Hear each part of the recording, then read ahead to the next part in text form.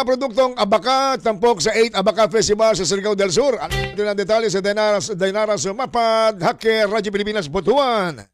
Radyo Pilipinas Report. Ipinamalas ng Philippine Fiber Industry Development Authority o PhilFIDA Regional Office 13 ang iba't ibang produktong yari sa Abaka sa pagdiriwang ng 8th Abaka Festival sa Marihatag, Surigao del Sur. Tampok sa kanilang exhibit ang mga bag, sombrero, banig, palamuti sa bahay, pulseras, kwintas, keychain at iba pang produktong gawa sa Abaka. Layunin ng aktibidad na maipakita ang lawak ng paggamit ng Abaka bilang isa sa mahalagang likas na hibla ng bansa at mabigyang pagkilala ang husay at kasipagan ng mga lokal na manghahabi sa paglikha ng dekalidad at napapanatiling mga produkto.